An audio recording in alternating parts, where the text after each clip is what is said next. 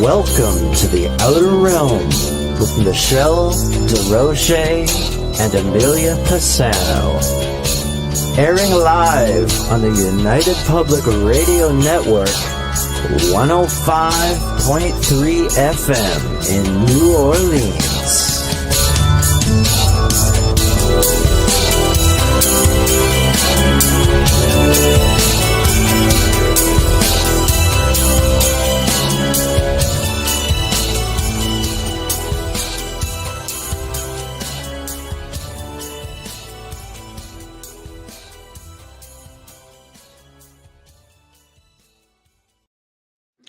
Good evening, everyone. Welcome to the Wednesday night segment of The Outer Realm. We are broadcasting live on the United Public Radio Network, UFO Paranormal Radio Network, 105.3 FM from the Gulf Coast, 107.7 FM from New Orleans.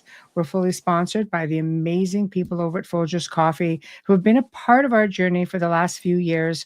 Thank you, Folgers. We couldn't do it without you, nor would we want to. Also, thank you to Justin Snicker, a.k.a. Dr. Snick, the Sonic Surgeon, for the contribution of his time, his music, and his voice for the intro that you just heard. He is an award-winning composer of Halloween horror, sci-fi, and dark wave electronic music, which can be found on all of your favorite music streaming platforms. Also, big thank you to Steve McGinnis, the artist behind the banners and logos here at the show.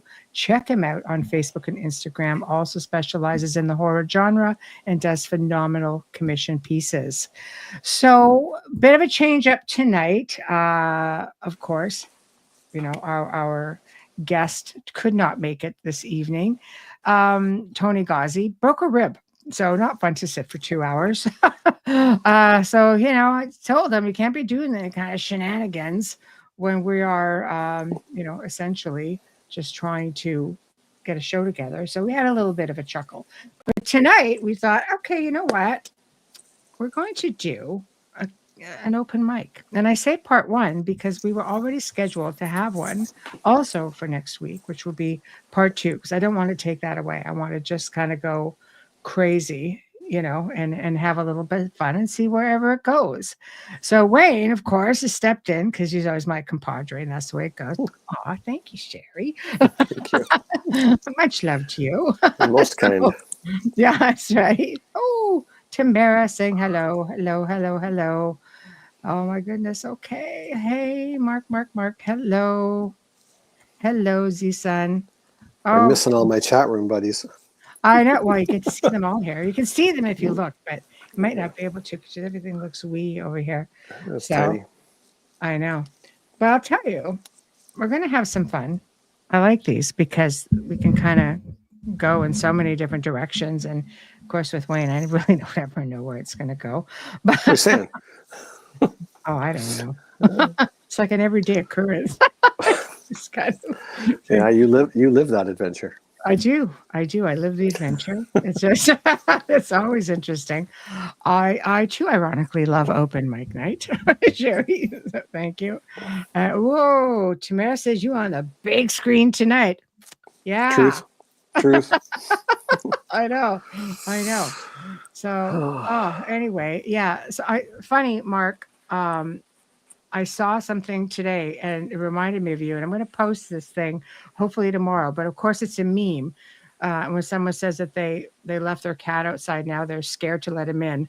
And the look on the cat's face was just complete, like, I want to kill you.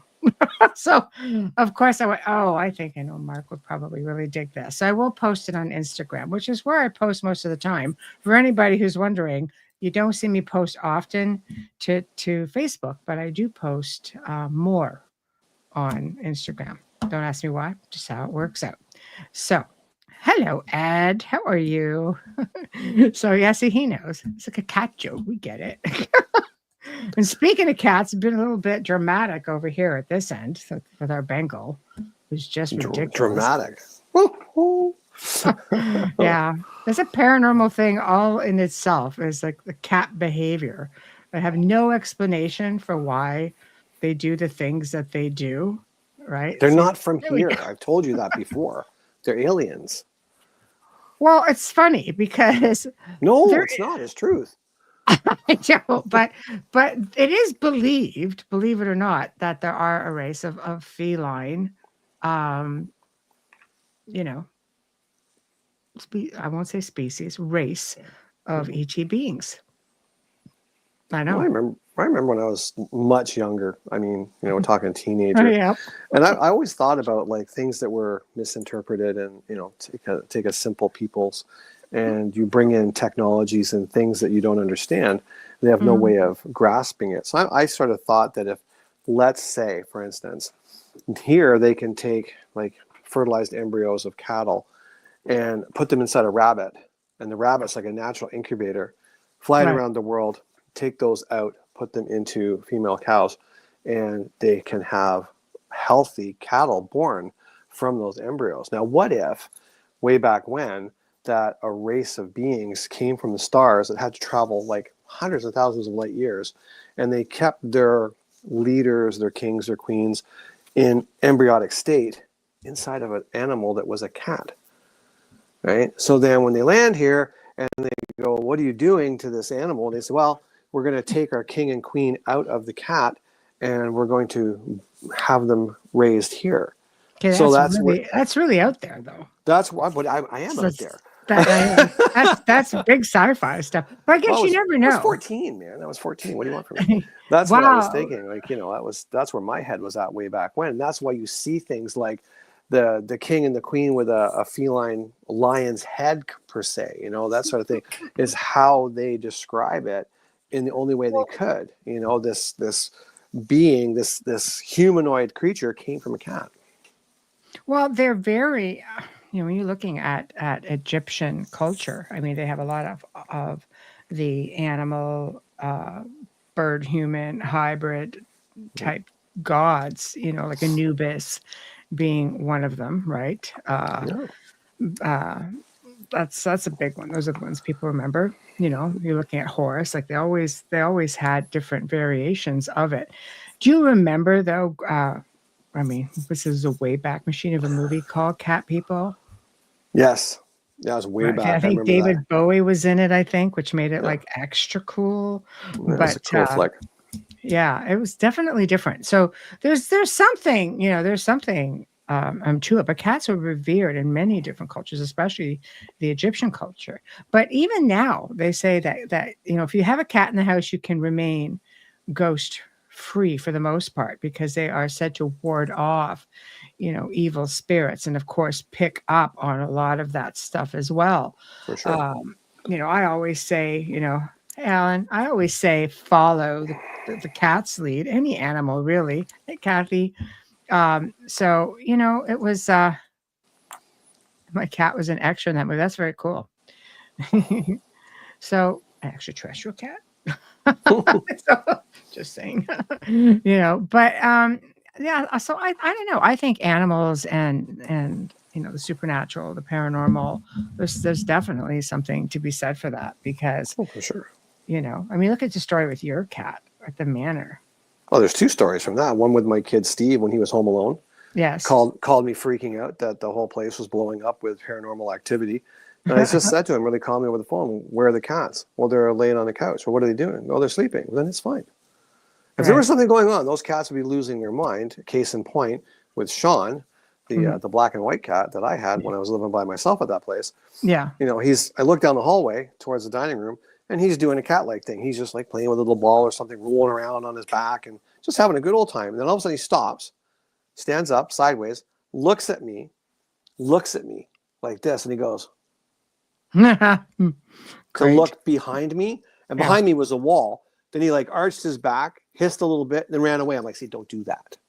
Don't do that in a haunted house where I'm by myself, okay? Yeah, that's a little bit concerning Oh, for sure. jeez. Yeah, but Um, Sherry, the other night I had sleep paralysis dream. Something pulling me out of bed and cursing at me. Geez, the only night my cat wasn't sleeping on my pillow. So I made sure he was there last night. Jeez. Yeah, sleep paralysis there's a lot. I mean, I've done shows, guested on shows. just talking about sleep paralysis. There's that much information, not just in the paranormal, but in ufology, the scientific side of things. And, I can definitely dig up that info maybe for next week's Q&A or open mic or something, because it was really fascinating, the things that I found. And there was a Canadian, I think a scientist, or, where he worked in the field. I'm not sure if it was full on, but it was interesting because they were talking about sleep paralysis and how they didn't believe it was paranormal. And he had such a horrific experience that he didn't know how to explain it. I can concur on that.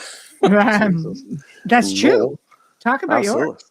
Oh Yeah, man, I've talked about that a few times, but yeah, it I was know. crazy because I'm very logical, as you know. Like I don't have flights of fancy, like things that go bump in the night. I'm the logical guy going, is it 15 things before I go, oh, it's a ghost, right? Or it's a something. Mhm. But that night, I had awoken with that black and white cat who didn't have a voice, like screaming at the end of my bed, like flipping out, and I thought, okay, well, that's different. Wake out of a dead sleep to like, Yeah. so like trying to calm him down. Then I realized I couldn't move at all. So in my mind, I'm awake and I'm looking Mhm. around. I can't really see anything and it's dark. And in my mind, I'm saying, well, this is sleep paralysis. Something has woke you up from a dead sleep, and your body hasn't caught up with your brain yet. Give it a moment. Mm. And so I gave it a moment, actually several moments. And then I realized I couldn't breathe either. So I couldn't catch a breath. I couldn't draw in any air at all. And I started, at that point, you're starting to panic. Right? It's like, okay, I got to, Mm. what am I going to do? I'm alone. Anyway, so I finally basically just calmed my nerves down enough to get angry about it and, blow out a pile of expletives. And I was able to sit up in bed. So that was terrifying, sleep paralysis. Nothing like that's ever happened before or since, nor do I want it to. I have to concur with you because I just thought if I could put the article up in a pinch, I would. I have to concur because I have had 2 bouts of sleep paralysis that I was aware of.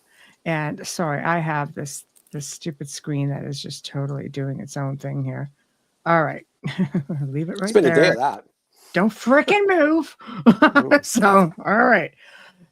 The first time that I had sleep paralysis to which I was aware of was at my home that was probably about an hour away. Not the one we just sold, obviously the other one. Mhm. And it was strange because I woke up in the middle of the night and I'm looking straight up. I look up at the ceiling and I'm just like, okay, that's weird that I'm awake. And I went to move and couldn't. And I'm looking around and I'm thinking, I can't move. You're fully aware. And it felt, of course, like you have like a full room of things, right? So from the paranormal standpoint, it's like I didn't feel that pressure on my chest like a lot of people feel. And they call that like the Hag syndrome. And I didn't experience that at all, but I could not move. Mhm. And I am just, my spidey senses start going. And I'm like, I so know I'm not alone here. And I knew I wasn't alone. So let me tell you, like I'm in my head, I'm going to kick all your asses as soon as I get out of this situation. And I forced myself, weirdly enough, like I had a projection clock on the ceiling. So I could see like a minute had passed. I'm going, this is crazy. So I forced myself awake, like, or upwards. And it was hard. Some people say like, you can barely even move like a baby finger, but you have to move something to snap out of it. Even if it's just a little bit, you have to be able to do it. So I just snapped myself into a seating position and then everything started coming back to me. Of course, then I'm ready to fight, but that was the first time. And I'll tell you something I bet you a couple weeks later, I'm sketchy on the amount of time, but it wasn't long after that. In the middle of the day, I figured I have to lay down for just 5 minutes. I didn't want to sleep. I just needed to relax a little bit. And all of a sudden, I can't move. I must have dozed because I couldn't move. And what was weird about it is I had been researching statistics for a case that I was working on that went along the lines of dark entities or demonic energies, how many of those ratio, to one individual? And I had read something like, 5 to 1, 5 of them to 1 person. And I thought, I don't know who did this statistic, because like, how the heck do you know? But I guess as I read on afterwards, it was just, people who had worked with individuals, and I guess based on minimal research. But I sat there and I kind of went, okay, that's interesting. So all this is happening and in my head while I'm having sleep paralysis, and I'm just kind of like, all right, now I'm really mad because this is twice in like less than a month. And honestly, I got up and just started, how I am, right? Like, there we go. And yeah, Volatile. yeah, volatile. I, And I got then a question for you about that, can I? yes. Just while you're talking about that, you don't nap. Generally speaking, you don't nap. No, I do not. So No. do you think, and I'm hypothesizing here, do you think that it was suggestive from beyond the veil? Like someone put that thought into your head, you need to nap so we can like jump on you sort of Yeah. thing and hold you down. Do you think it was beyond that, or is it just one of those things that you had a nap and couldn't get up and it had nothing to do with anything sort of premeditated, right? Um, I think anything is possible. I really Mm. do think anything is possible. I mean, there's definitely, it's not a secret that there are things out there that listen. I remember doing a radio show one time. It was a 4-hour radio show. I won't name the names, but anyway, you know, to think that things don't pay attention is very. I think it would be very silly to assume that. So I keep a lot of those opinions to myself. And in the chat room, much like this one, I could see some of the things that were coming up in the chat. And there was a medium, judging by the chat, I guess she was pretty well respected and a good medium. And the host asked me, do you think they know who you are over there? And I kind of went, I don't know. Like really, really stupid, right? Because first of all, I don't want to think about that. Anything knowing who I am, trying to hand me my own rear end on a regular basis. And at that time, I was really working. I was, it was probably about a year and a half waiting list just to get me to come in and deal with, take on any new people, because this isn't just like, oh, hey, I'm coming to investigate and it's done. They're very, very time consuming, and you're working very closely with families, and you are spending a lot of time being on call pretty much 24/7 and educating them, and then trying to clear things and figure out where it came from. And there's just a lot involved. But what was interesting is this individual in the chat room said, oh, they know very well who she is. And that kind of went, oof. It was kind of like a, oof, I don't think I feel good about that at all. But it would be silly of me to think that they wouldn't. I believe they all know who we all are, the same way as, maybe more the light beings would know. I think you can't work in a field and be a thorn in something or someone's side, and at some point, not one of them coming up going, I remember you, So I think anything is possible. I don't ever recall having sleep paralysis throughout my life before that, and I don't nap on an average. And I just went like that. I woke up, I was like, I can't move. So anything I'd always read or researched, it's just like, if you can move, even your toe, your finger, anything, you'll bring yourself out of that. And that's what I've always done, and it's always worked for me. But yeah, definitely, that's just frightening. They all know who we are, yes, but we know them. Well, we know some of them, that's for darn sure. Oh yeah. Yeah. So, it is a little bit freaky, So, when it happens Freak to is a me, I word. hear people or something looking through my stuff. See, that's crazy right there. Mish, that's crazy.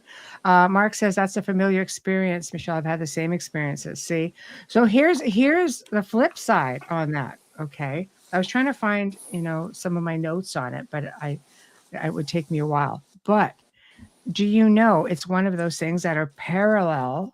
You know how we say sometimes like everything is connected. Ufology, cryptozoology, the paranormal.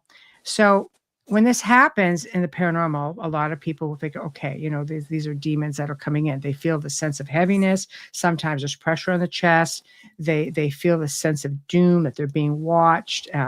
They get very much on edge. And I tend to think, well, are they there, or is it us because we're feeling extremely vulnerable?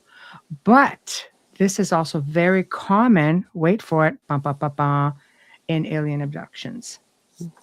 People report the same thing, sleep paralysis, and some people have even been able to see grays, surrounding them where they can't move. Whereas on the flip side, on the paranormal, there have been people who have been awake saying that they could see shadow beings moving around. So I didn't personally see anything, but it doesn't mean it wasn't there. When you were talking about some of the cases that you worked on, you used to tell me anyway that it was often easier to convince a person that there was a hostile ghost or a demon infesting their house than ever it was to say you're being visited by an alien species. They could buy into the demonic, aspect of the experience. But when there was no demonic showing up, and you're like, well, I kind of think it's an alien species. They're like, nope, not going there. There's different things with that. I've had, at least for me, I've worked with a lot of people, thousands of people throughout the years, sometimes one-on-one, sometimes just very, very briefly, sometimes very detailed. But I'll tell you, two things with that. At least half of those people who thought they were having demonic infestations, maybe, yes, some of them were, but for half of those people were also ET experiencers. So that was always interesting to me. But a lot of those people also project out energy. And it's harder for them to think that we are really powerful people. It's easier for them to think there's a demon in the house because it's a quick fix. Not really, but some people think, oh, it's a quick fix. Then trying to say you're projecting energy, and that makes you a very powerful individual. We are powerful people. We are made up of energy. And boy, when you project that stuff out, it can be really, really intense. Like poltergeist activity is like a projection of energy, that continues to manifest over time, and that it just gets stronger in many cases, if not dealt with. But people are just like, nope. I remember like my daughter going through puberty, a lovely time. And I remember her messaging me one time when I was at an event, and she says, there's a statue on the table and it's moving. I'm like, I know my house is not haunted.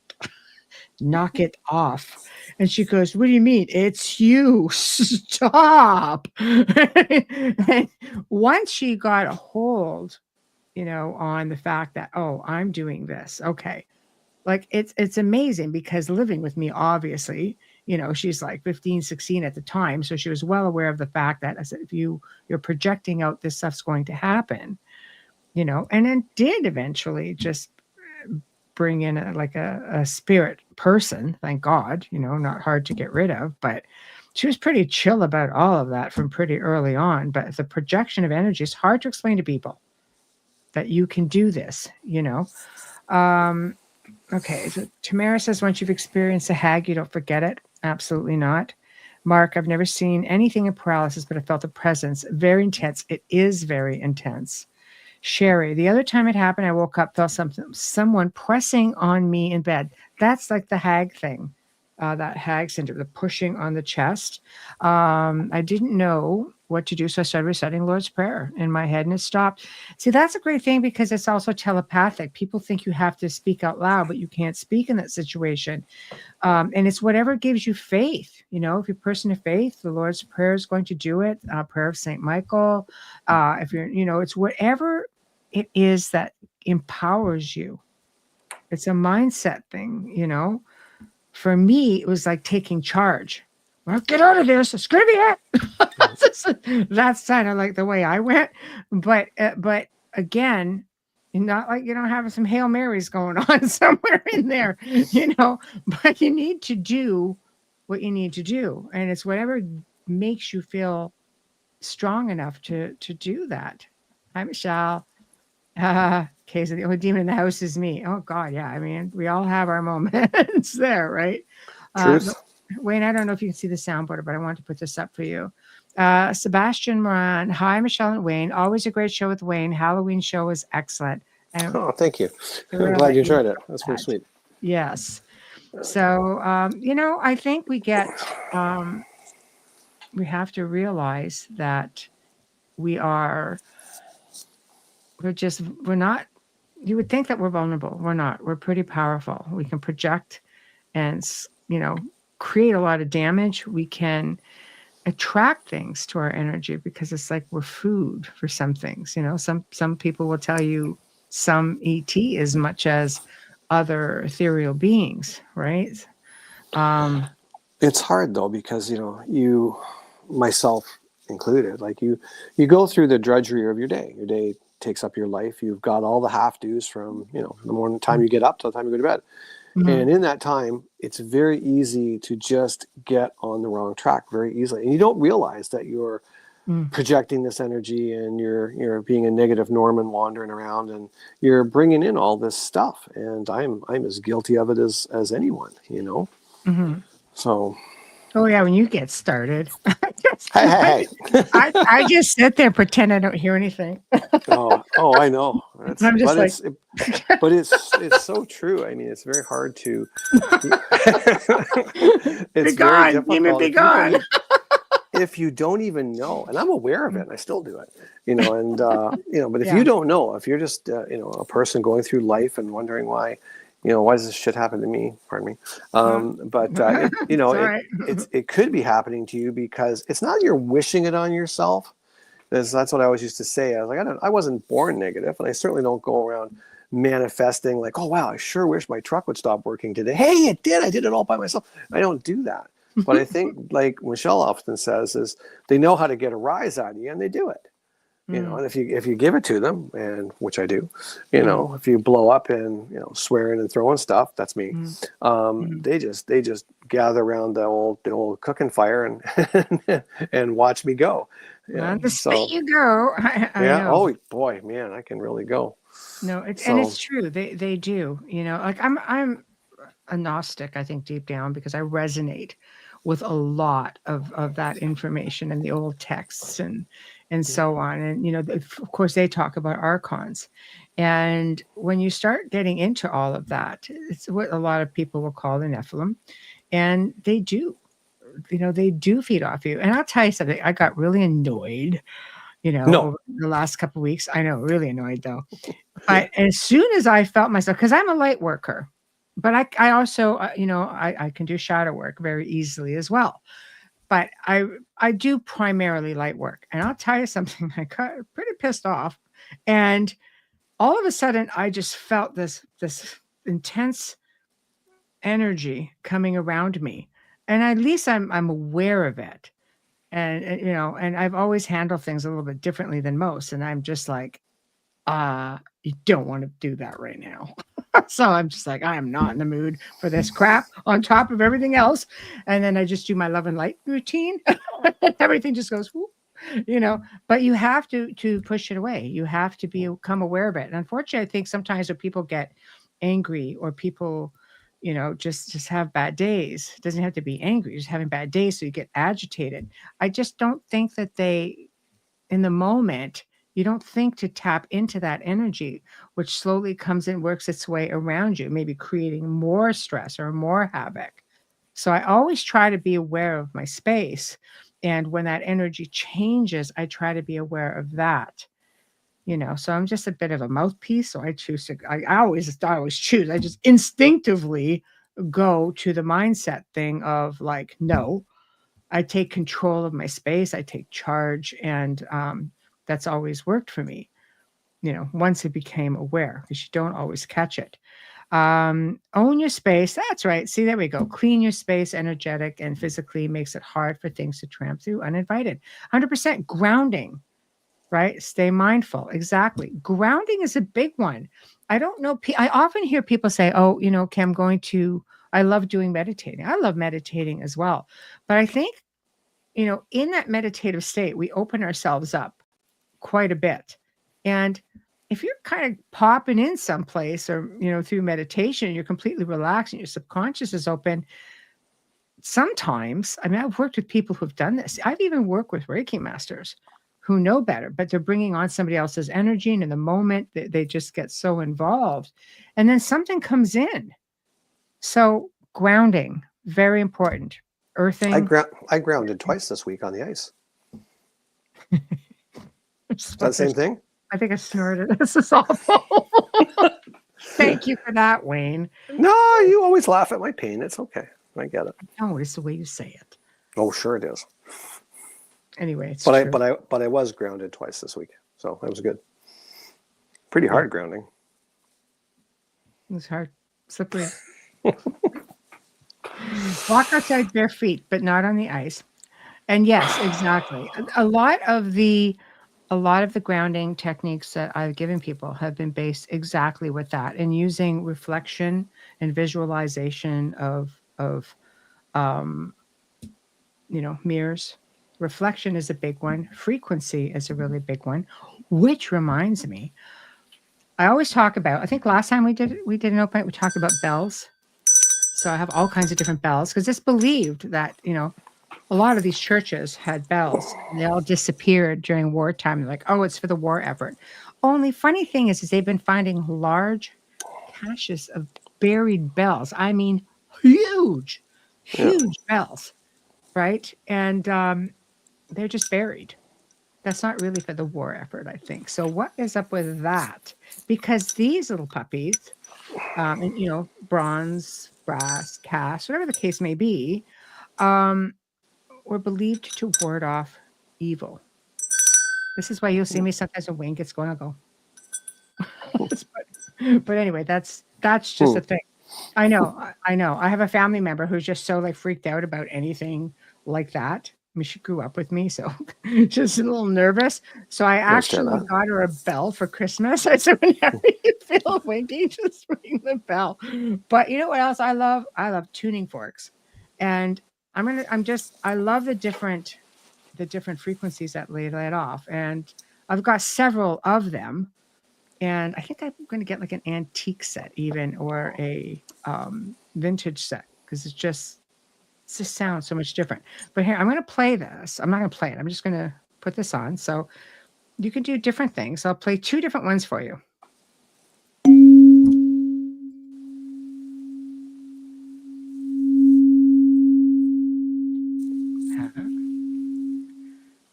Zen out. This is one of the smaller ones. I'm getting into the bigger ones.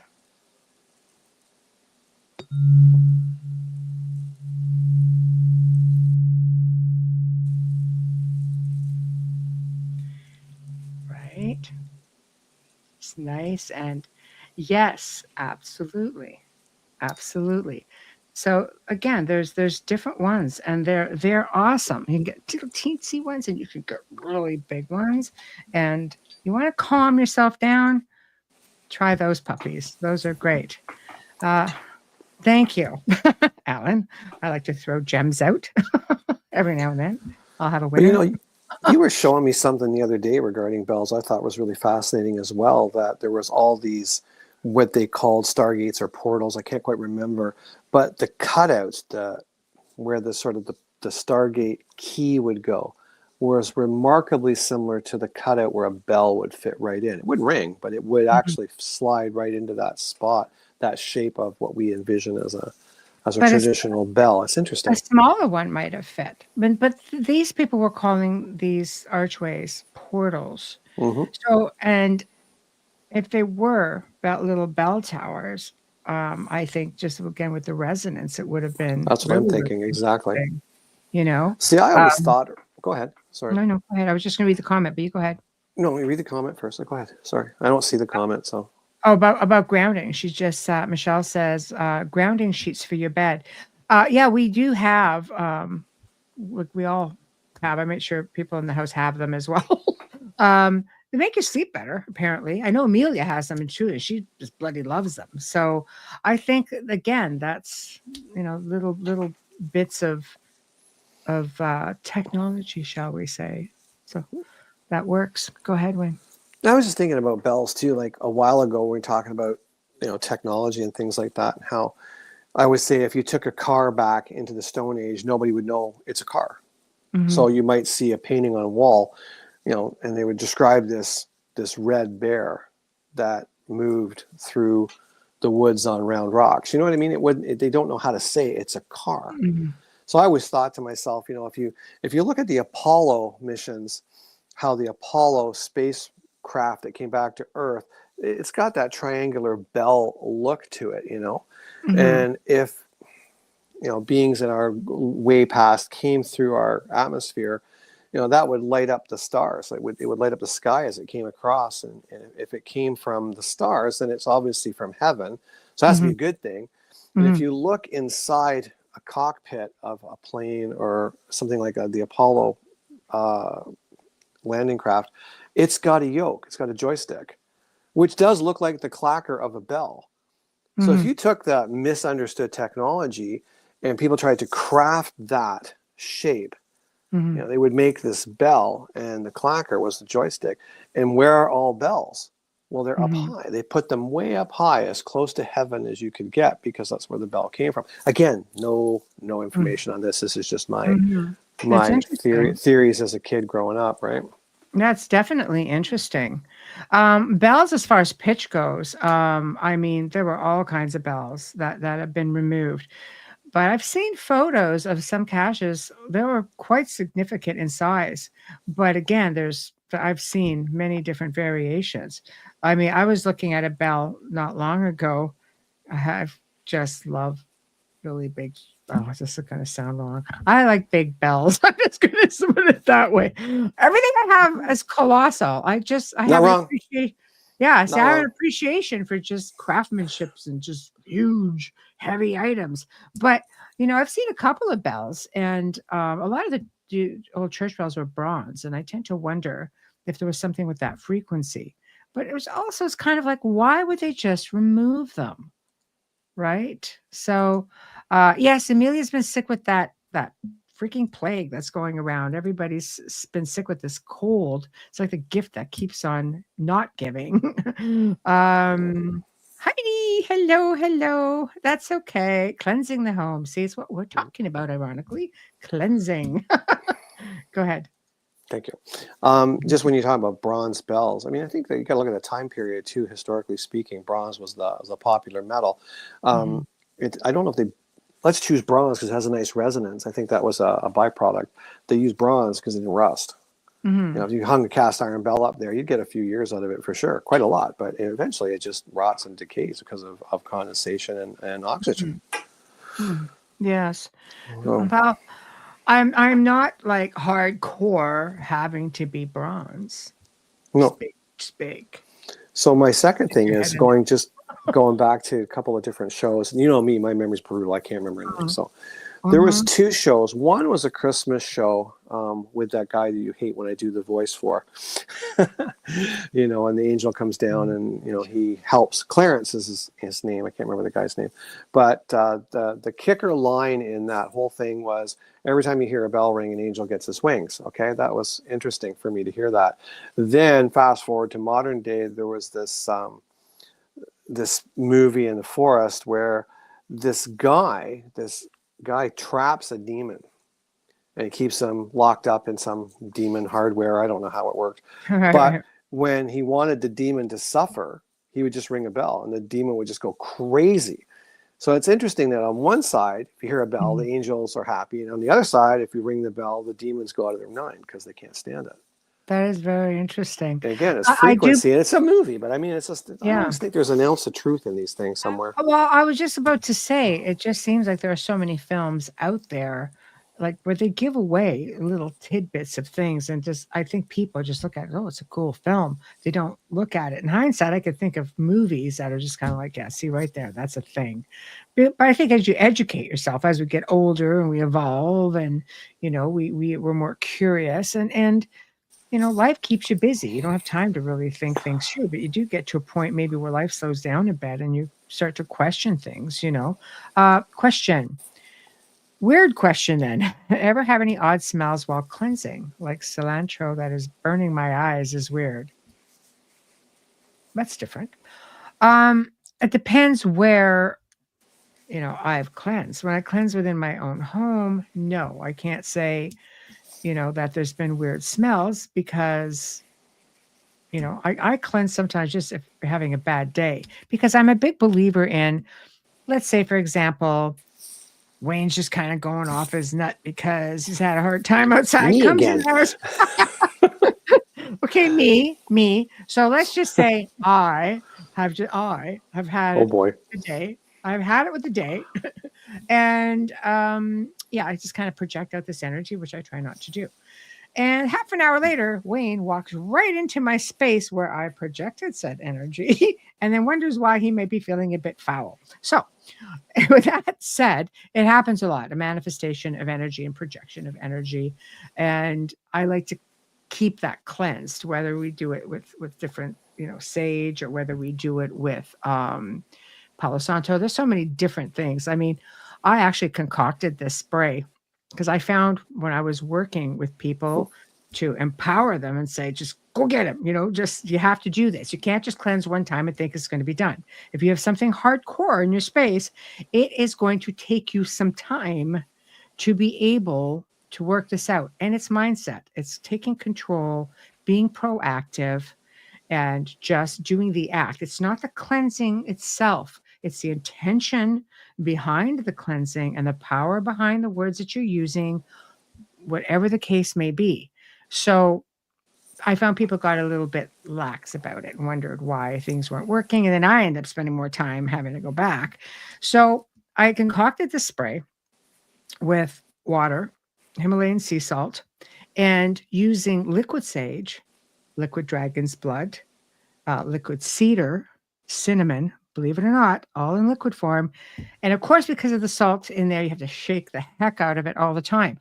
But people were using it like crazy because you were still getting the same odors. And I would have them sometimes take those oils and anoint white candles with them, or just when they start burning the candle, put a few drops in the wick. And it was just great for people who may have allergies or irritation with smoke, things like that. And I found with that intention, because it was easy, that they just went to town. I said, it's kind of like just spraying the cat or the dog for misbehaving. Something comes in, but again, it's all about the intention is the point I'm trying to make. So cleansing is like really, really good. I can't say it enough. At least weekly for a couple of years. Yeah, loving that. The spray is great.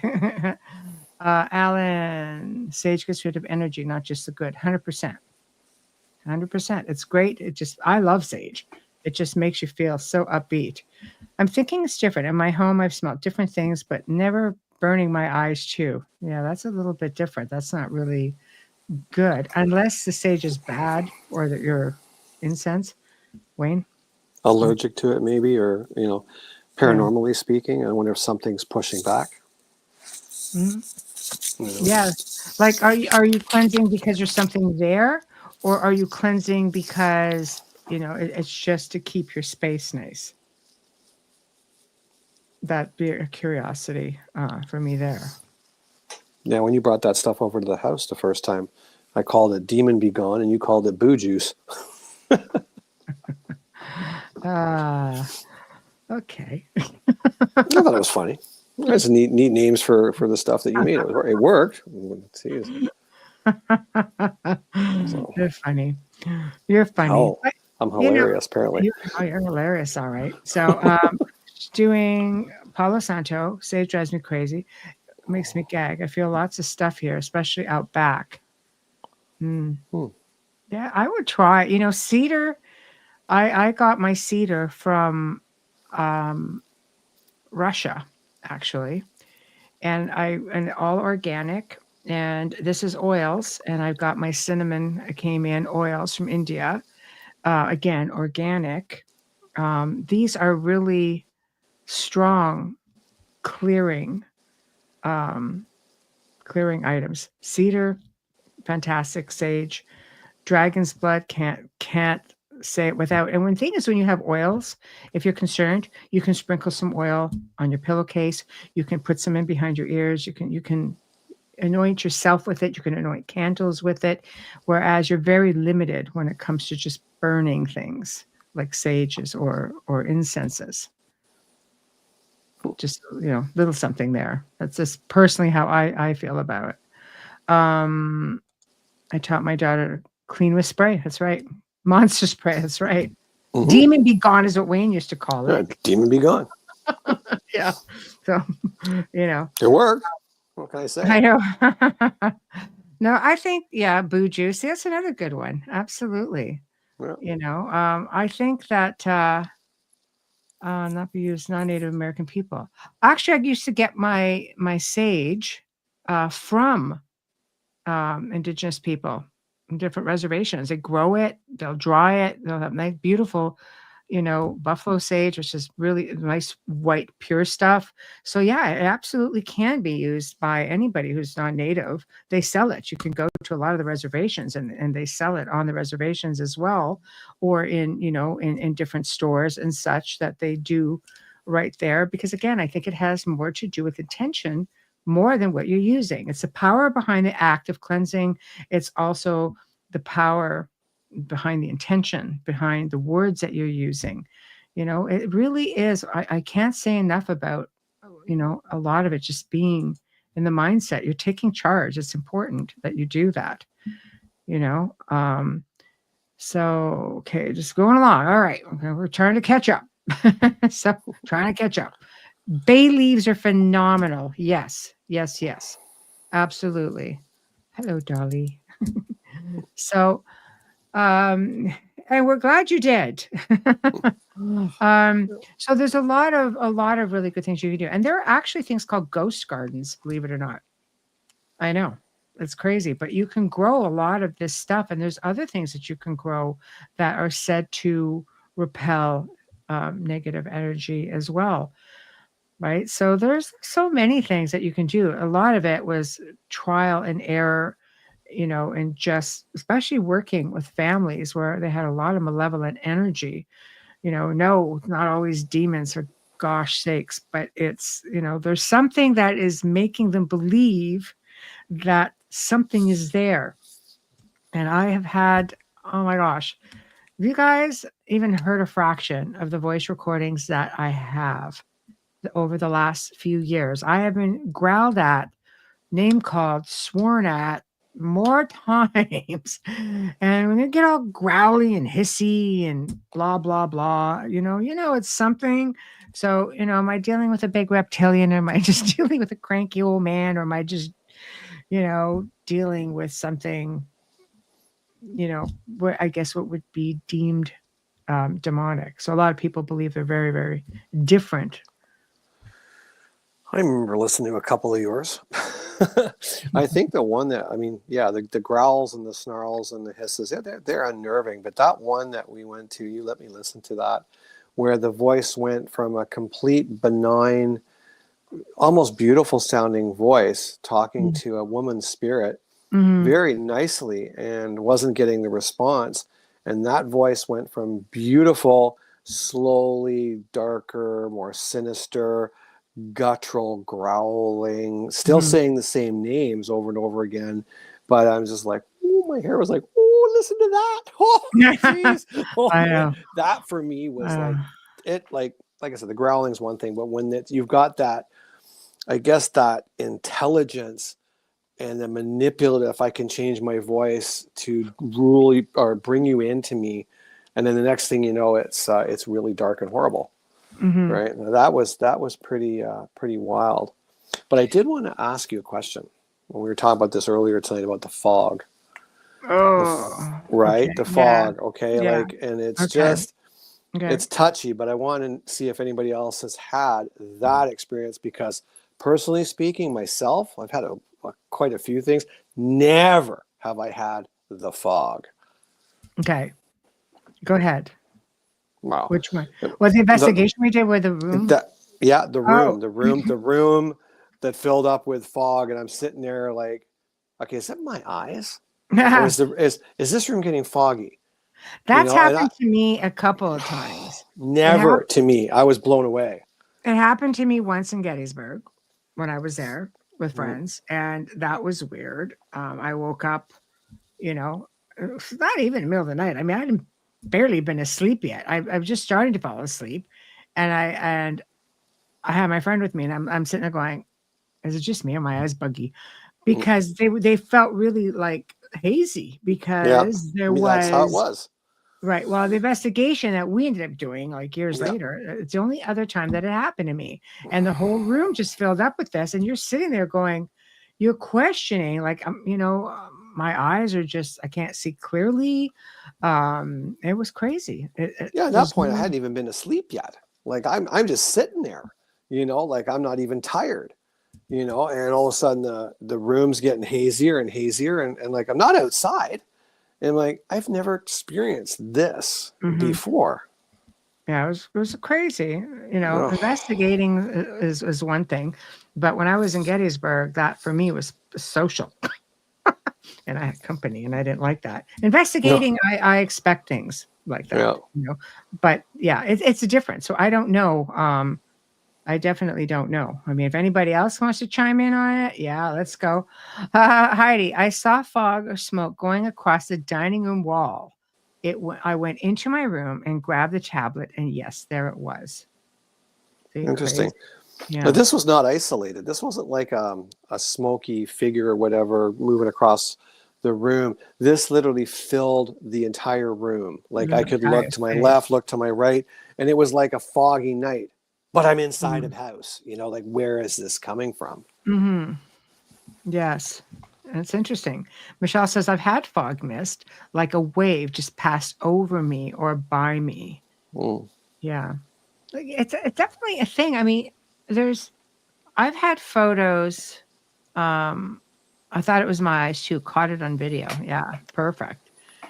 I mean, people have sent me things like that. I mean, I've got, like, over the years, amazing photos, this big patch of fog coming in and, but I mean, to have occasions where an entire room will fill with fog is very interesting.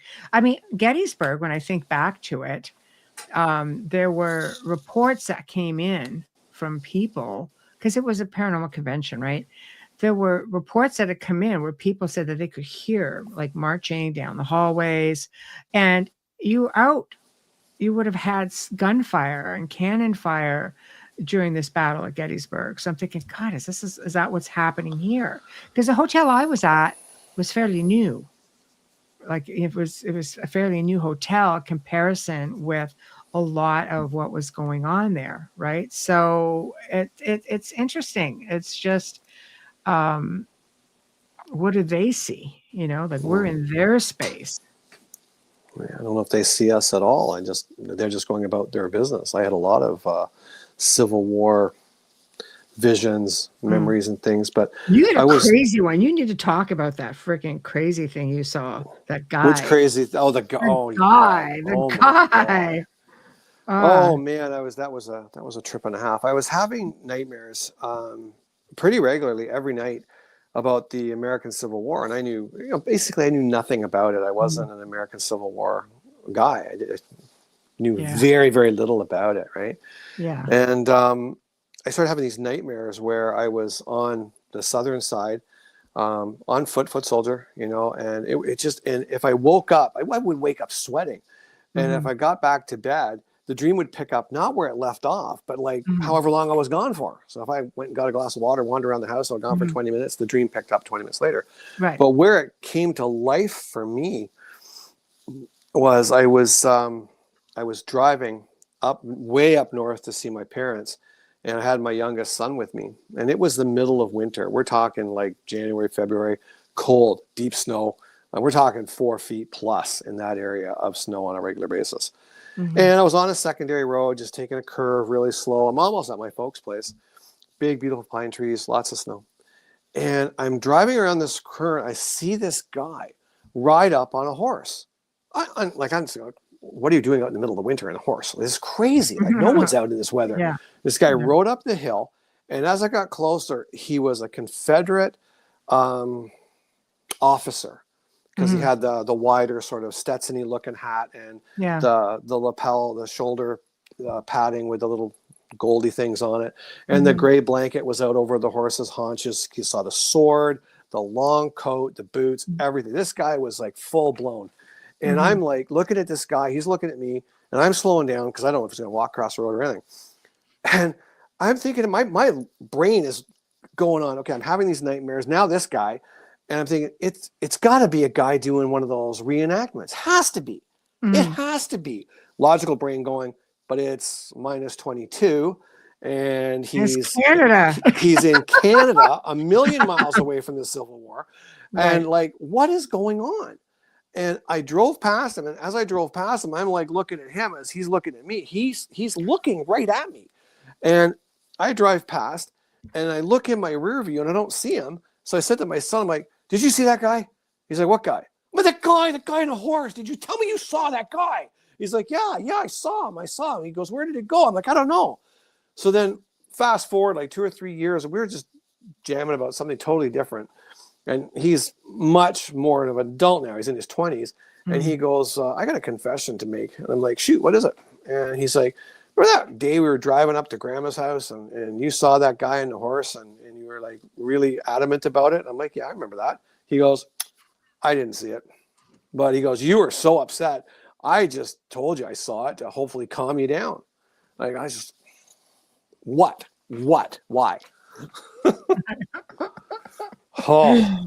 So what is your explanation for him being there? I mean, do you think maybe that somebody in the area might have had an artifact, or because I know myself, when I came back from Gettysburg, I bought all kinds of stuff for my sons. Like from the time my sons are very young, I'm that kind of mom. I would buy old like samurai swords and armor and cool things like that. So they always had appreciation for that sort of thing, right? If I can ramble for a minute or two. Yeah, of course you may. Ramble away. Oh, ramble away. Okay. So yeah, this has been in my life for a long time. And I don't know why. I mean, I hated even the idea of reincarnation, as anybody who knows me knows. Yeah. But if we go way, way back in the Wayback Machine, when I was first married, and we took a trip, we didn't have a honeymoon because it was winter. It was nasty. But in the spring, we went down to Tennessee to visit Graceland and just, be a tourist, right? That was kind of what we wanted to do, right? And I can remember coming down this hill into a valley, and I got this overwhelming, like, it wasn't like deja vu, but it kind of was. I don't know. And I pulled the car over real quick, and she's just like, what are you doing? And I'm like, I got to stop for a minute. And I got out, and we were only married 6 months, right? And all of a sudden I'm Wayne's doing a weird thing. So I get out of the car and I just walk down the road, and I get to this split rail fence in this valley, and there's beautiful birch trees on both sides of this valley, and there's nothing in the middle. And I'm just looking across this valley, and I'm like, what the hell am I doing here? So I start wandering around looking for is there like a sign or something, like, on this spot, something happened, right? There's nothing. There's absolutely nothing, zero. Try to explain that off. Like, I'm okay. I'm not crackers. But anyway, that's crazy. Then I have these weird dreams. Okay. I start having these weird dreams of being on the Confederate side and fighting and doing all this stuff. And isn't it in a valley with birch trees on both sides? But we're talking like 20 years or 30 years later, I'm having these nightmares. And I know when I walk around the corner of a building, like everything just goes black. It's like, I just, in my logical mind, I figure, okay, that's my dead point. And then I'm walking down a road with all the tents and stuff, and I see these two officers walking towards me. And I'm like, I am in so much trouble right now because I don't have my cap, I don't have my gun, I got dirt all over me, I'm going to just get yelled at. And they walked right past me. I'm telling you, everything was so quiet, so quiet.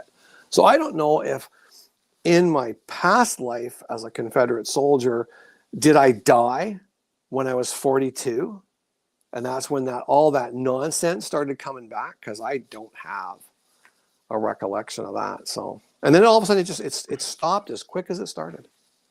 Well, maybe it happened when you were like 4 and you had this Confederate soldier guy jump into your body and go, "Oh my God, I'm a child." That was so horrible. That was so horrible. I was at my first birthday party ever. I was 4 years old. And honestly, like, I'm having a fun time with kids my age, and we had music and balloons and cake. And literally I stopped in the middle of the floor. We're all jumping around playing a game, musical chairs, whatever the hell it was. I don't remember. And I remember looking at my hands going, "Oh my God, I'm a child. I'm a child." And I puked and I passed out and I woke up and everybody was gone and I was in bed. See, just like that. And ever since then, my life has been very hard. I know. Just like that. Just like that. Oh man. Well, it was not fun. No, it's wiki because you don't know, right? I want answers. Well, Kathy Gibbon, she says reincarnation memory. Hey Mark. Reincarnation memory. I mean, don't like it. Just saying, don't like it. Well, I mean, anything can be. I don't know. I've had vivid dreams. I've had dreams like they're nightmares. Terrible. This was so unbelievably real. Like, I could smell the dirt. I could smell the blood, the sweat. Like, the fear was like, I have never in my entire life experienced the fear that I felt in those dreams, where like I'm running and the horse beside me just gets blown to pieces and just disappears. Like, I'm talking, like I'm shivering right now talking about this. You're kind of funky going to forts and stuff. Oh, big time. And I want to just can I just say one, just to close this off? Of course, when I was working as a telephone technician for a lot of years, I met a woman there who was kind of gifted. She always called herself like a witchy woo woo woman, and she was a lot of fun. But I didn't really buy in a whole lot what she's selling. And then one day she went on vacation. People come and go on my crew. That's the way it goes, right? And she comes back from vacation, and she comes straight through the crew room, right to me, like a beeline, like straight to me, hands me an envelope and says, "This is for you." I'm like, "What is it?" She goes, "I don't know. I hope it means something to you." She goes, I went through Kentucky and I went through Tennessee and I finished up at an antique shop and I saw this and I said, "I got to get it for Wayne. Maybe he understands." I have never told anybody this stuff. No one back then, like no one. And she gives me this thing and she goes, "Don't open it here. It might freak you out." I'm like, "Okay." So I opened it at home, and it was 2 postcards, but it was of a battlefield it might have been even Gettysburg, or it might have been in Virginia. But it was just a bunch of Confederate soldiers dead in the field. Oh. And all guns and bent bayonets and stuff sticking up. And another one was them taking these bodies away in wheelbarrows and stuff like that. And honestly, the hair just went. See, that you so know that's crazy. That's a past life thing. Like, that's a past life thing. I mean, that's wiggy. Yeah. That's wiggy. And I'm so far removed from that stuff. Like, I don't like war. I don't like guns. I like equality. I don't think anybody's any different from anybody else. Right. So to think that like this was going on, like I was like, oh my goodness gracious.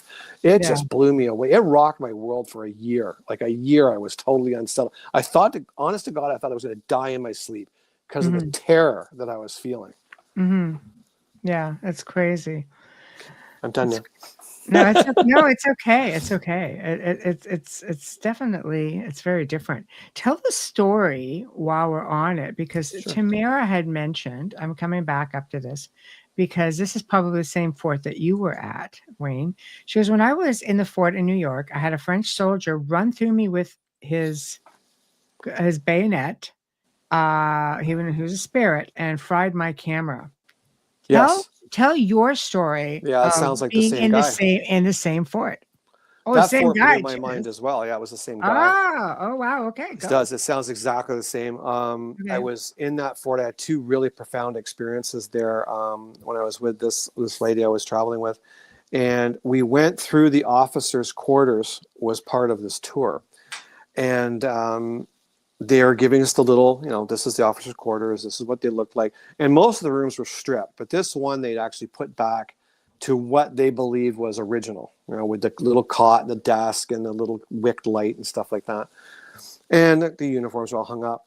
And they finished and they said, you can take pictures if you want, then we're moving on. So she takes out this camera. It's got the nice big lens on it and stuff like that. And so she says, give me a minute. I just want to shoot this room. Her words. I just want to shoot this room. So she held the camera up like this because it's a huge lens on it. And the front of the camera said Canon. Right? So she held it up like this. And that camera flew out of her hands, and someone just boom, and you could hear the smack. There was nothing there but her and I. And that thing would have gone right onto the floor if she didn't have the strap around the back of her neck. It flew. And that blew my mind. And then the second one was they took us to the part of the fort that faced Niagara on the lake, the Ontario side. And I got in there and I started to well up, and they didn't start telling the story yet, and I had to sit down. I was crying. I was just a mess, right? Emotional. Emotional. And the tour guide says, like, what's the matter? And I just said, like, I feel so this woman is fighting so tenaciously, like I can't get over how like I'm angry and determined this woman is. Like, it just blows my mind. I don't ever think that I'm gifted. I don't pick up, so I can't turn it on and off. It just happens.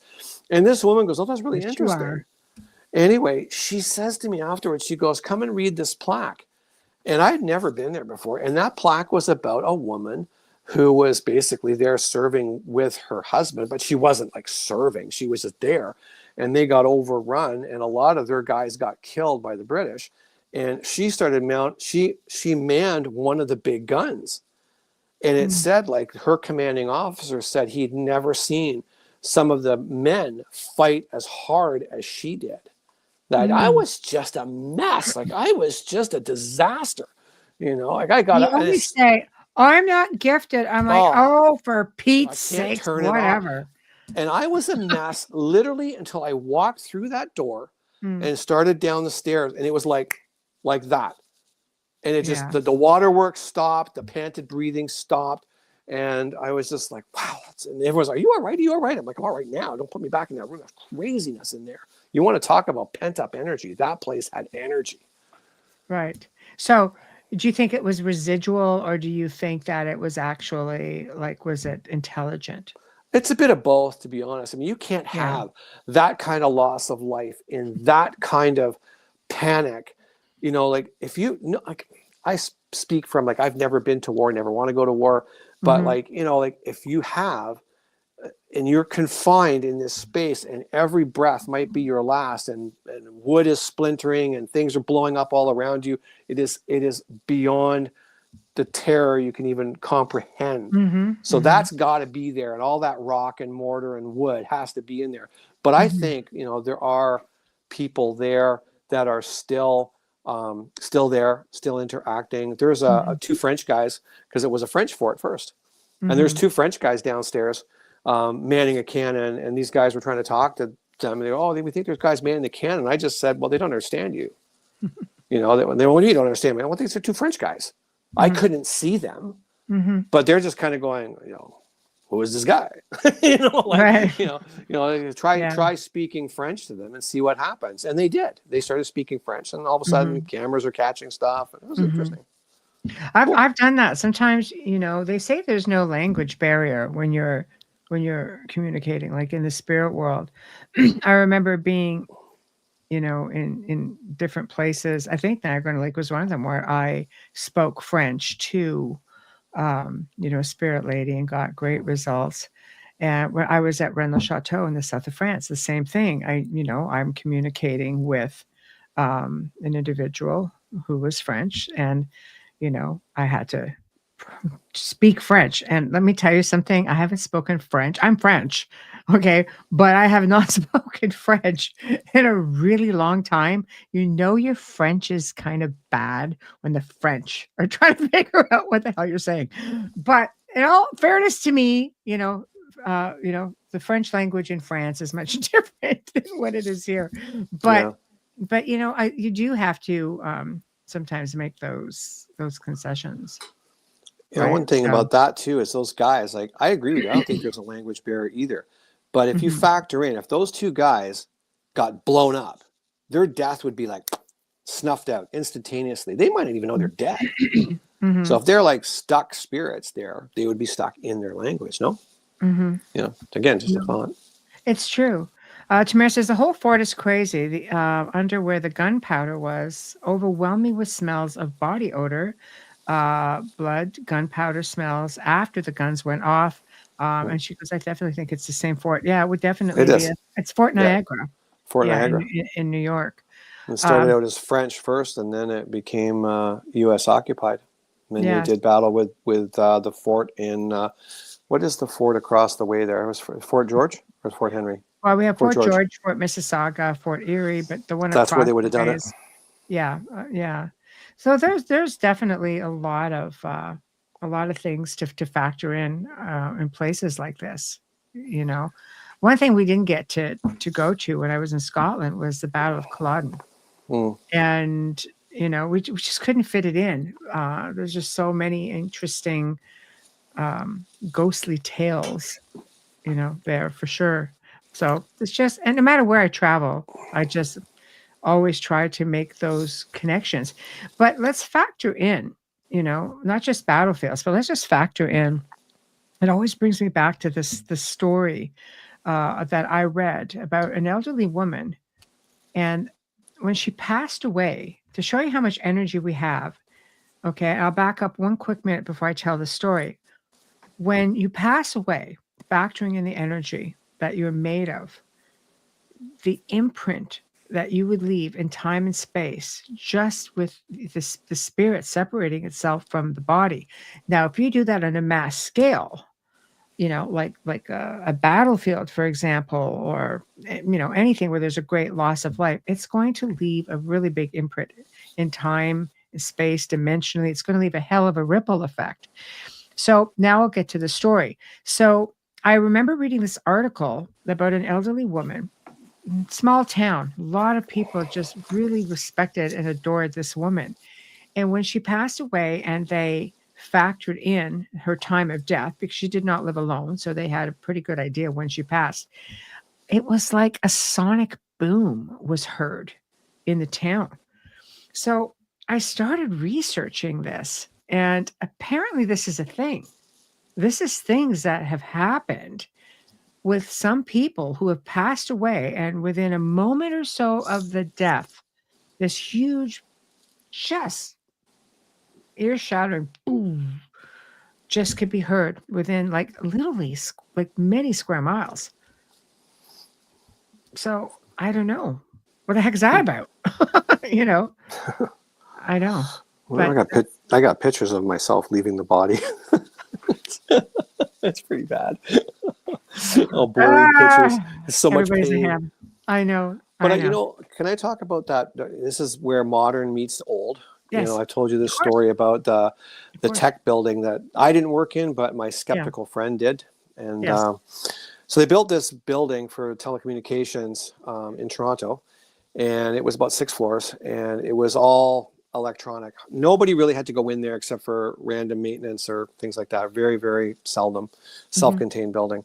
Hmm. Anyway, he had said that he'd gone in there one night, and all the lights are on motion sensors, so they stay off all the time. And he said he got in there, he went down like whatever aisle he was down, and there's like, it's just rows and rows and rows of machinery. It's just craziness. And he said he got down on one knee, and he's working on this bank of equipment. And he said this blood curdling scream came from the other end of the aisle in the dark. And he said, Wayne, he said, honestly, I flew up. Like it's not my imagination. I like flew right off the ground. And he Mm. said, I went to the card reader. I called our dispatch and said, who else is in the building? and the card reader just showed him. It was the only one. Now, the reason I'm bringing this up is it got so bad over there that a lot of the technicians refused to go into that building. Not on their own, never, and not after hours. And the security people came out. They went through the whole building over and over and over again. And finally, they just said, "You know what it is, guys? It's the sound of the streetcar that runs, the trolley that runs down the end of the street, and it's turning onto King Street, and the wheels that you hear are screeching on the metal, and that's carrying through the conduits into the building." No. Like, it's blood-curdling scream and grinding wheels. It's not that, no. No. But No. what's fantastic about this is I didn't even know this. I went on a tour of Fort York, which was big in the War of 1812. But during the War of 1812, Fort York had not quite been completed. It was almost there, but it wasn't quite completed when the Americans came across Lake Ontario and invaded that area. So when the troops were fleeing towards Kingston, right, they had to go right through that area where that building was. And the tour guide who was doing the tour at Fort York was saying the most vicious hand-to-hand fighting took place literally where that telephone building is. Right on that spot, like with hatchets and bayonets and knives, because they were like single muzzle loaders. Like, once you shot once, it was hard to get a second shot. So it got down to like hand-to-hand combat. So you can understand the blood-curdling scream. I never knew none of that was there. It was crazy. Well, I didn't know that was a thing, because as far as I knew, Fort York never saw combat. It didn't. It happened northeast of there. And the fella, if you, well, you know where this, for people that don't know, about a quarter mile to the west, there's this outdoor pool pavilion, right, called Palais Royal.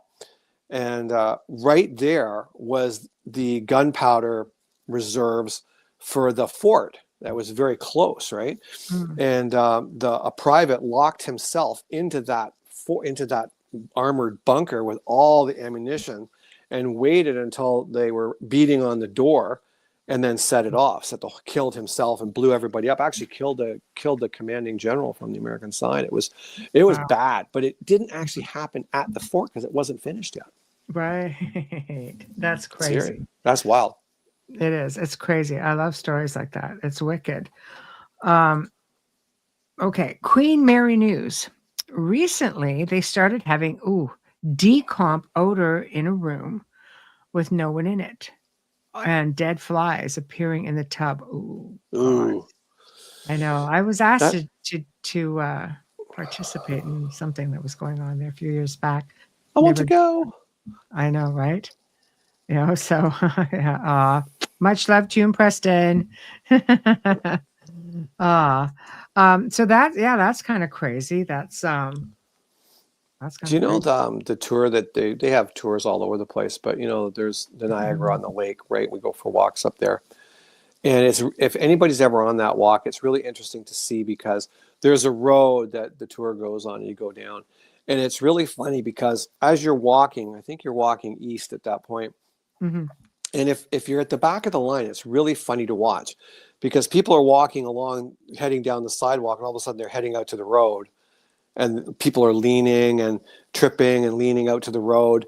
And it's really freaky to watch. And but when you actually go through there and you're sort of at peace, you realize that what you're feeling is the retreating soldiers that are going from the burning town back to their fort. And that's the way they went. So I think as you're walking along, you're feeling that retreating energy moving right through you. And you're unaware of it, but it's pushing you. It's like when you get into a crowd of people and you want to go one way, but the crowd is going this way, and you just end up going that way because that's where the crowd is going. It's freaky. It's freaky to watch and really freaky to feel. I think there's certain places that have that. Do you remember roughly, what was it, 3 years ago, we went to some event. It was just prior to pandemic. We went to some event at the Ottawa jail. And this is a notoriously haunted jail. I remember the jail. We went with some people, remember? Yeah. Do you remember the crazy pictures? Like, because not everybody could stay there. There just wasn't enough No. it's pretty pre-booked because it's just I think it was in March too, some crazy March time, but Yeah, it was just cold. before pandemic or something. But yeah, do you remember just in the Gallows taking? Well, we were looking pictures? at death. We were looking at death row first of all, Yeah, and no, we yeah. took pictures. But when we I've done looked it a at the few times, but this was never like this. we took the pictures and we looked on the camera, and all the room was red. And we looked at the lighting, and the lighting In the wasn't red. Gallows, yeah, In death row and the gallows. yeah. All my gallows pictures were clear. I Right. didn't have any of the red. You No, did. I had, yeah, it was all, they were red, but there was almost like an image. There was something that looked like it was hanging. I can't remember that. I have to dig that back up. It was good. So then, of course, we were playing around with one of the pieces of equipment we had, and it speaks, and it was completely giving this conversation from this inmate. It was pretty crazy stuff. But I just think that there are some places that have hardship that will leave more of an imprint. And people, this is just one of those places. People just get overwhelmed at locations like this. Every house I lived in, they're gonna feel that hardship. Oh boy. Oh man. Except this one. No, not this. This one's good. I know. All the ones previous are gonna be, man, I feel such a heavy weight in here. So bad. It's Wayne's weight.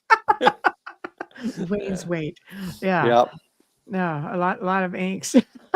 There's My angst. or something. Yeah, I don't know. I don't know. So in other news, apparently the Pope has pneumonia in the lungs and pretty much does not expect to survive this.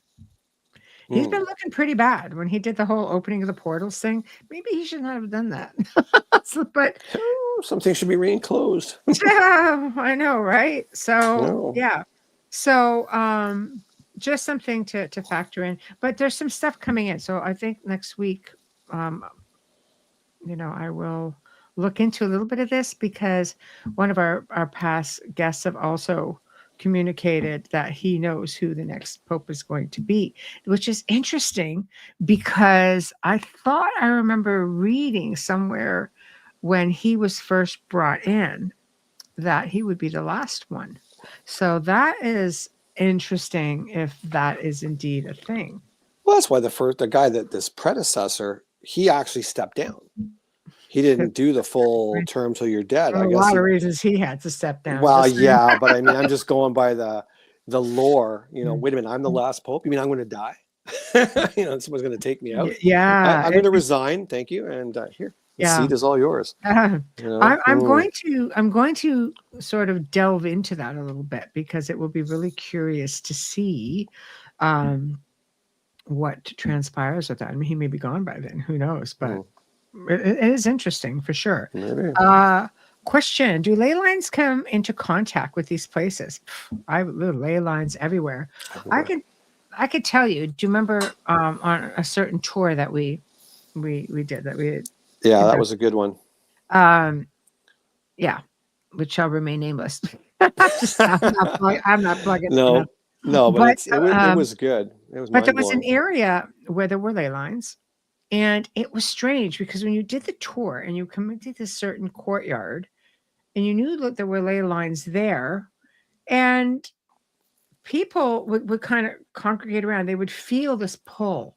And there were great photos captured from there. I remember a woman sending me a picture of a little boy going through and you could see he was only partial. He couldn't see like his feet, like from the knees down. You could just see him upward, this little bowler cap on him, or this little cap on him rather. And people would sit there and they would feel themselves being pulled, and they're sitting there going, I feel this heaviness, like I'm being pulled. And I would look at them and I'd go like this. Yeah. And they would look at me. Meanwhile, because people caught photos of this happening. It was a bit of an anomaly for sure, but they were pulled down and they were straight, and they were like way over. And the thing was, you'd ask them and say, like, do you think you're straight right now? Do you think you're standing straight? And be like, oh yeah, they are. And we'd look at them and they'd be like, literally like on a 60-degree angle. It was just wild. It was not crazy. quite there. and that their feet were firmly implanted. I mean, they weren't kissing the ground, but I swear there was a couple that I thought for sure were going to go right over, but they ended up putting a fountain there, for like a whole feng shui thing, just to kind of balance the energy. But it worked. It did. It did work. I don't know that they can fracture, to be honest, but I'm not an expert in that. At all. Dan Shaw would be the guy to ask, because he's been on the show 2-3 times, and he is the vortex guy, and he knows about ley lines and everything else. But I don't know that they can. Your buddy Bill would know too. I would have to. Yeah, a friend of mine, an elderly friend of mine, is just brilliant energy worker, planetary worker. He can move ley lines. You can't move them a lot. It's not like what you think, like, oh, we're going to move this thing. It's like literally inches, but sometimes can make a real difference in energy work. He's just been able to do incredible, incredible things, but I just don't know if they actually fracture or split. To my knowledge, I would have to say no, because even when you look at images of ley lines that just crisscross the globe, they're pretty much intact, and they're huge, but not that there aren't other energy lines that are there that can maybe behave as such. And I feel it's a no. I feel that way as well. But I have to tell you what was really interesting about that on the topic of ley lines. I was working with a dear individual who's become a friend. And I remember I was also helping my elderly friend who become a dear friend. And he was having a real issue with something that was attaching to him, and as was she. Her place had ley lines. And, kept clearing it and wondering, why will this place just not clear? It just won't clear. And, there was a ley line. So, this, I can't ever do more than like a couple of locations at a time, because they're very time consuming, and it require a lot of attention and focus. But what was interesting is he was on the phone with me, and I had her on my text message, and he said, "What's up with?" And he named a location. I didn't even talk about other people's, their situations. I never mentioned the place where it was, and he popped off the place and goes, "What's up with this place?" I'm like, "What do you mean?" I'm playing completely stupid. What do you mean? I didn't do it, Mummy. I know.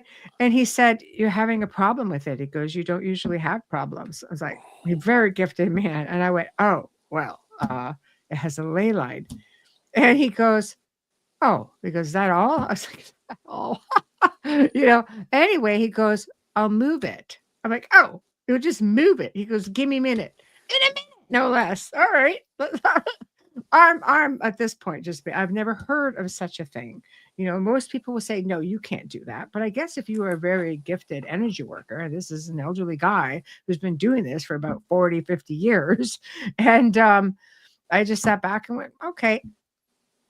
He did it, and it was like maybe like just a millimeter. It was next to nothing, but it's just enough, I guess, to shift the energy. Is he shifting the line, or is he shifting the energy of the line? Whatever the case may be, I get a message from the gal who's living in this place going, "I don't know what just happened. Something shifted, and I'm pretty sure I felt this thing pop." Also very gifted individual, and usually they're the ones that get picked on. And then all of a sudden he says, "The thing you're looking for will be standing on the northeast corner," something like that. And I'm all right, time to bag it.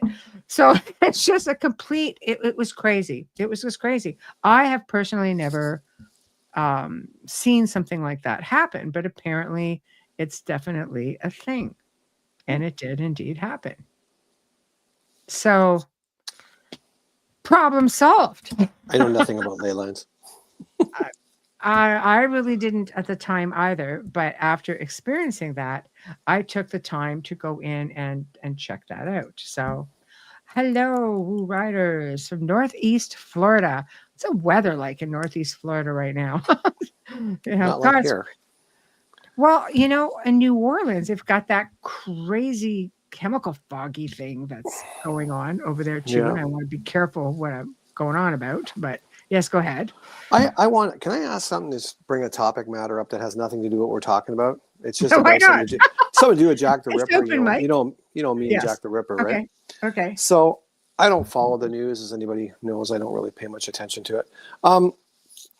Somebody sent me a notification the other day, basically saying, "Oh, they've released the paperwork on Jack the Ripper," which was interesting because the powers that be in England basically said that they would never release that information, even though it had reached, I think it was the 125th anniversary, Right. and it became public domain. And when it was petitioned to be released, the powers that be basically said, no, we're actually petitioning the judges to have it destroyed, like actually have the files destroyed and all the evidence destroyed.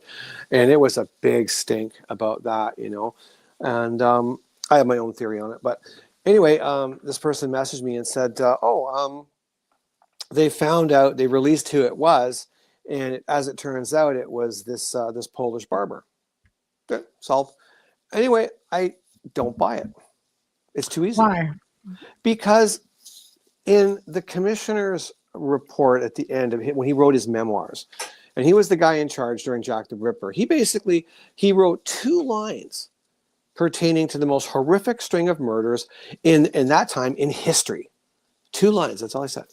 And it said by 1890, we already knew who Jack the Ripper was, but to bring it to light would only to serve to discredit 2 police forces, and I'm not going to do that.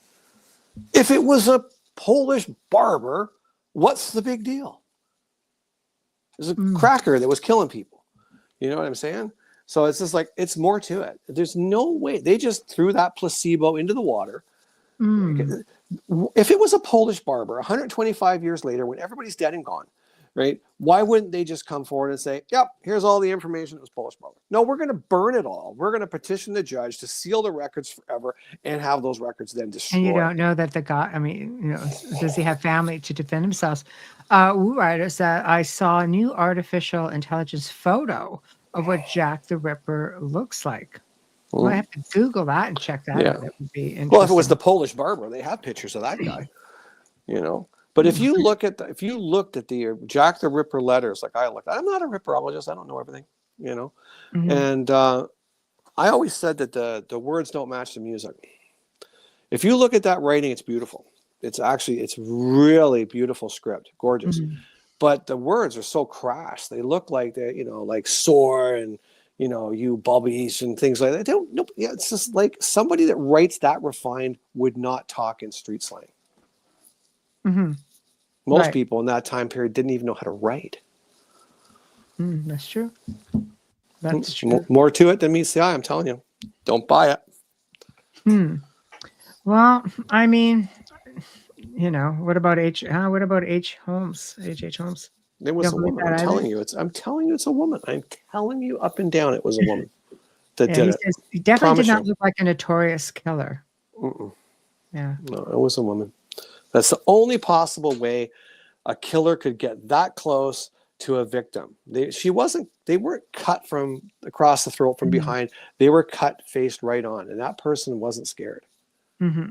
Right? And they had something like 1,500 police constables in that little area of Whitechapel. I never caught this individual, right? And they even had guys like slight build cops dressed as prostitutes of the day, walk in the streets hoping to get the attention of this one individual. Every single prostitute of that time period, when that started happening, they were all working in 2s and 3s because they're just not going out alone, period. So like nobody would have got close to these women. No one, unless you were a woman. No, it's kind of freaky when you look at it. It's just, it's bizarre. That would embarrass 2 police forces, Scotland Yard and the Metro. That would. Having British parents and the stiff upper lip and all that stuff, pride is huge. So Patsy says, hi, Patsy. Welcome. Jack associated with the crown. Don't think so. Tamara says the same thing. Hold on, where are we? Yeah, some believe it was a member of the royal family. Yeah, they did think that for the longest time. The police were right on top of that. And I you have to take anything with government and, leaders and so forth with a lot of salt, not just a grain. But what I read and what I was researching, it was the Queen herself basically invited the inspectors to come right in. Says, if this person is here in my group of people, have at her. Like, I want this solved. So they went to the doctor. It wasn't him. And the guy that they thought it was, one of the princes, he was so stricken with syphilis, probably from visiting all the different prostitutes, that he was almost bedridden. His hands, he couldn't hold a knife. He couldn't hold anything. His face was totally disfigured. Like, you would see this guy coming. There's no way anybody would be interested in talking to you. So. Well, there's I think it's one of those things that you're going to see a lot of things starting to surface on it. No. She loves your take on the book. Thank you. So, well, man, Sorry, I just had to get that in there because it was. No, it's okay. It was niggling at me today. First time seeing Wayne on a podcast. What a likable guy with great energy. Thank you. Lovely. Appreciate that. Thanks so much. Check some archives. He's a frequent flyer. So, and just so y'all know, he's going to be co-hosting with me again next open mic on next Wednesday night. What? Who said anything about that? You got to live with me. So, he does have amazing energy. He does. He's a lot of fun. Not a day goes by where it's just something not funny going on, because it's a lot of shenanigans going on. Between Wayne, the cat, the dog, the bird. Aw, you're very welcome. Thank you, Mark. Nice to chat with you. Very nice. Yeah, it's always different having Wayne on this side of everything. But guys, you know what? It's always a pleasure. This totally went into another direction. I always come on fully loaded, with things to talk about. I do, but because down the rabbit hole we go. I know, because you just want me ready. But I just love it because you guys always make it that much more fun. Great thing about open mic is we never know. We never know what we're going to see. Great lineup happening. Ooh, I have to go there. I think it's snowing. I may not see very much. But no, it's snowing here. It's horrible. Yeah. But you know what? You guys always take us into some magnificent directions. We always have a lot of fun. And it turned out to be a complete paranormal evening, which is something that doesn't get to happen, very often, because we're just all over the place. So, thank you. We love having you guys here. But tomorrow night's going to be a lot of fun because, we've all heard about the Loch Ness Monster. That seems to be the most popular of these sea monster stories, even though there are several out there. But tomorrow night, we're having Jason Hewlett come on, and he's going to be talking about his book, The Legend of Ogopogo, which is a very unique sea monster story.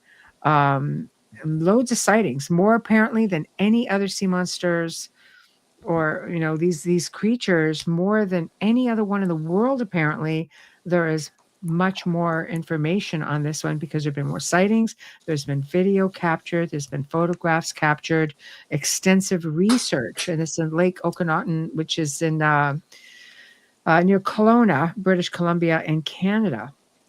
So it's going to be just, again, it's going to be awesome, to say the least. And he participated in a documentary by Small Town Monsters called Cursed Waters. So he's going to be talking about that as well. So there's going to be boatloads of fun.